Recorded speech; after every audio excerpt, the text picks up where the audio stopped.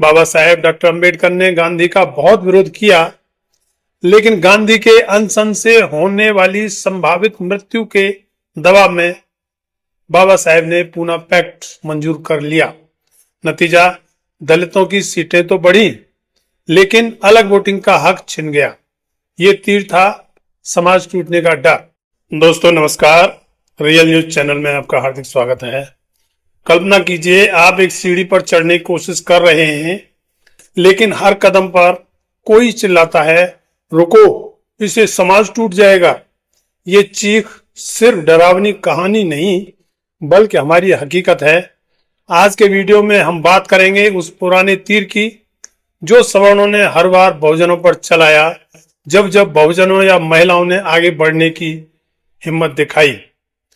1932 के communal award से लेकर आज के यूजीसी नियमों तक ये तीर कैसे चला और क्यों।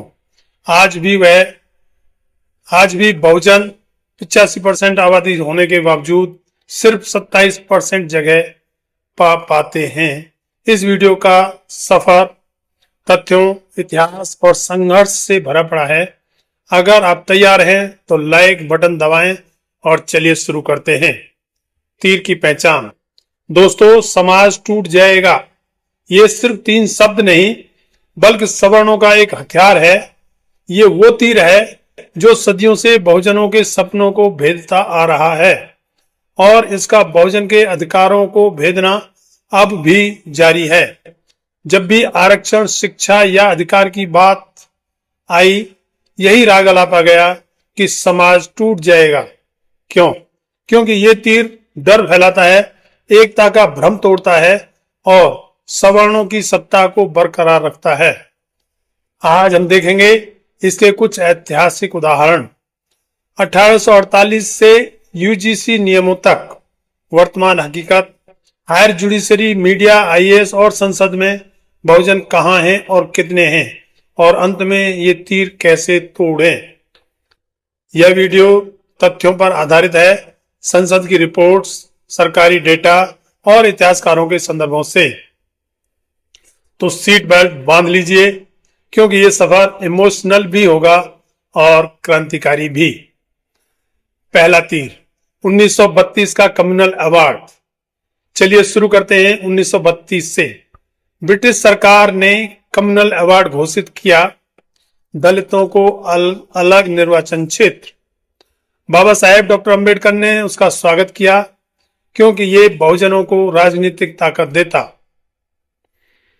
लेकिन क्या हुआ? महात्मा गांधी ने यरवदा जेल में अनशन शुरू कर दिया इसके खिलाफ। क्यों? क्योंकि उनका वही चिरस्थायी तर्क कि इससे हिंदू समाज टूट जाएगा। दोस्तों, गांधी जी ने कहा कि अलग निर्वाचन से हिंदू एकता बिखर जाएगी। बाबा साहेब डॉक्टर अंबेडकर ने गांधी का बहुत विरोध किया, लेकिन गांधी के अनशन से होने वाली संभावित मृत्यु के दबाव में बाबा साहेब ने पूना पैक्ट मंजूर कर लिया। नतीजा, दलितों की सीटें तो बढ़ी, लेकिन अलग वोटिंग का हक छिन गया। ये तीर था समाज टूटने का डर। लेकिन सवाल ये, क्या समाज टूटा?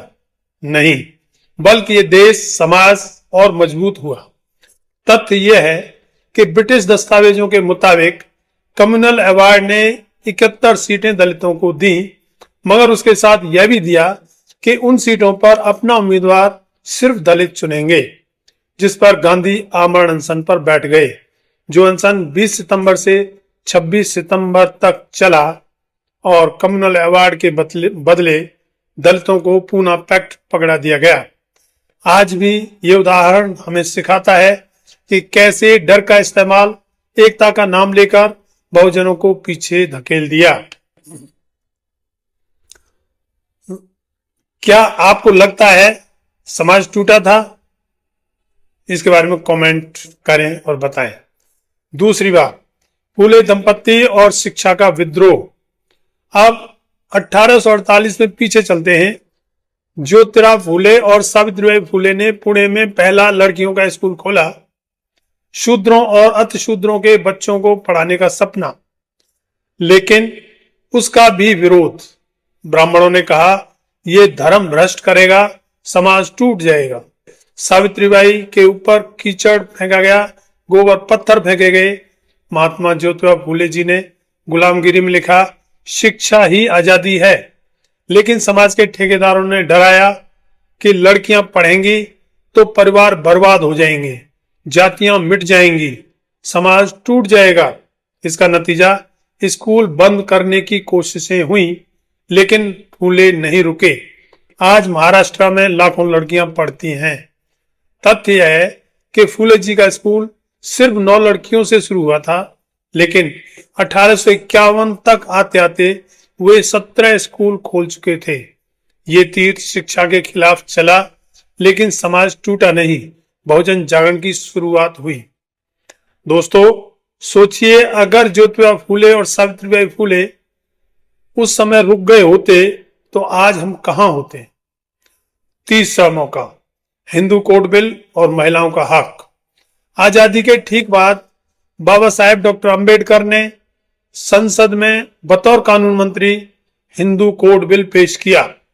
महिलाओं को संपत्ति, तलाक और उत्तराधिकार का हक। लेकिन उसका भी विरोध। रूढ़िवादी हिंदुओं ने चिल्लाया, ये परिवार तोड़ देगा, समाज टूट जाएगा। प्रधानमंत्री जवाहरलाल नेहरू तक उनके दबाव में आ गए और जब वह बिल संसद से पास ना कराकर उसको नेहरू ने वापस ले लिया, तो एक तो नेहरू ने पिछड़े वर्गों की पहचान के लिए संविधान के आर्टिकल 340 के अनुसार कमेटी नहीं बनाई और दूसरे हिंदू कोड बिल को संसद में वापस ले लिया, तो बाबा साहेब ने कानून मंत्री पद से इस्तीफा दे दिया। कभी आपने सुना है कि किसी सवर्ण नेता ने जनहित के कामों को ना होने पर कभी कोई इस्तीफा दिया हो? खैर, बिल पर वापस आते हैं। बिल में क्या था? बेटी को अपने पिता की संपत्ति में बराबर का हिस्सा, विधवा का पुनर्विवाह और उत्तराधिकार। लेकिन तीर चला हिंदू धर्म खतरे में। नतीजा, बिल टुकड़ों में पास हुआ, जैसे Hindu marriage act, Hindu succession act आदि, वो भी 1955-56 में। लेकिन बाबा साहेब अम्बेडकर का सपना अधूरा रहा। तथ्य, संसदीय डिबेट्स में 100 से ज्यादा सांसदों ने उस बिल का विरोध यह कहते हुए किया कि यह पाश्चात्य संस्कृति है। आज भी संपत्ति में महिलाओं को कम हिस्सा मिल रहा है। यह तीर महिलाओं और बहुजनों दोनों को निशाना बनाता रहा। क्या परिवार टूटा या मजबूत हुआ? चौथा तीर, SC/ST एक्ट और न्याय की लड़ाई। 1989 में SC/ST prevention of atrocities act आया, अत्याचार रोकने के लिए सख्त कानून। लेकिन विरोध किया गया कि दुरुपयोग होगा, समाज टूट जाएगा। सवर्ण जातियों ने कहा कि यह बदला लेने का हथियार बनेगा। सुप्रीम कोर्ट ने भी 2018 में इसे डाइल्यूट करने की कोशिश की, मगर क्योंकि अब दलित अपने अधिकारों के लिए लड़ना सीख गए हैं और दलितों ने 2 अप्रैल 2018 को भारत बंद कर प्रोटेस्ट किया और सरकार को सुप्रीम कोर्ट के फैसले के खिलाफ संसद में बिल लाकर एक्ट को वापस मूल रूप में लाना पड़ा और उसके बाद में सुप्रीम कोर्ट ने भी अपना पहले वाला आदेश वापस ले लिया। लेकिन हकीकत यह है कि NCRB का डेटा कहता है कि दलितों पर अत्याचार के केस लगातार बढ़ रहे हैं, लेकिन कन्विक्शन रेट काफी कम है, जिसकी बहुत सारी वजह हो सकती हैं। और इस एक्ट के दुरुपयोग की जहां तक बात है, तो दुरुपयोग तो किसी भी कानून का हो सकता है। क्या दुरुपयोग के डर से कानून बनाना ही बंद कर दिया जाएगा? वो ये सब बहाने हैं। तथ्य, एक्ट के खिलाफ प्रोटेस्ट हुए, दावा किया गया कि यह रिवर्स डिस्क्रिमिनेशन है। उनका यह तीर न्याय को कमजोर करता है और बहुजनों को असुरक्षित रखता है। पांचवा तीर, मंडल कमीशन और ओबीसी जागरण। 1990 में वीपी सिंह की सरकार द्वारा मंडल कमीशन लागू किया गया, जिसके अनुसार 52% ओबीसी वर्गों को सरकारी नौकरियों में 27% आरक्षण। लेकिन इस पर भी सवर्णों की चीख पुकार कि समाज टूट जाएगा, मेरिट मर जाएगी। बीजेपी ने विरोध किया और कहा कि हिंदू समाज बटेगा। छात्रों ने आत्मदाह किए, लेकिन कमीशन आया। मंडल ने साबित किया कि आरक्षण से समाज मजबूत होता है, ना कि टूटता। तथ्य: कमीशन 1979 का, रिपोर्ट आई 1980 में और लागू हुई 1990 में। फिर भी सवर्णों द्वारा प्रोटेस्ट।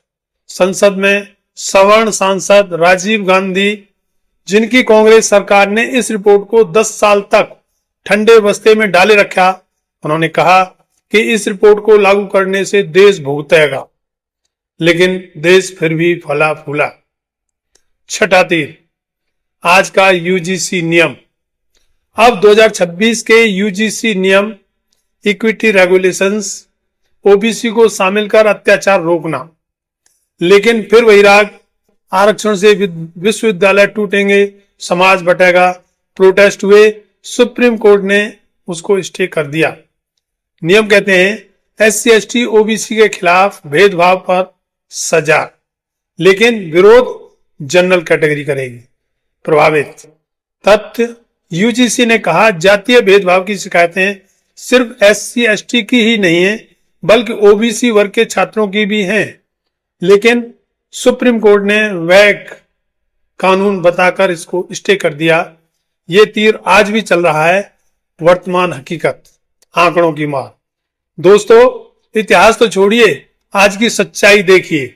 संसद की रिपोर्ट कहती है हायर जुडिशरी में 85% बहुजन आबादी को 27% प्रतिनिधित्व और 15% आबादी को 73% प्रतिनिधित्व हायर जुडिशरी में है। 2021 से 26 में भर्ती जजों में से 593 जज भर्ती हुए। एससी के 26, एसटी के 14 और ओबीसी के 80। बाकी 80% सवर्ण जाति से। न्याय कहां है?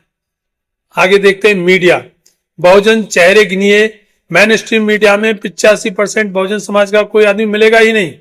कोई होगा भी तो भूला भटका, वरना 98% लीडरशिप सवर्ण जातियों की। ऑक्सफैम रिपोर्ट बताती है कि मेन स्ट्रीम मीडिया में सवर्ण जातियों का डोमिनेंस है। संसद में पेश रिपोर्ट के अनुसार आईएएस में 90% सवर्णों के लिए पद हैं या सवर्ण पदों पर बैठे हुए हैं, और एससी एसटी ओबीसी के कुल 8 से 10% उम्मीदवार हैं। जबकि होने कितने चाहिए? 15% एससी, 7.5% एसटी और 27% ओबीसी। इतने तो होने ही चाहिए। बाकी जो जनरल में चले जाते हैं वो अलग।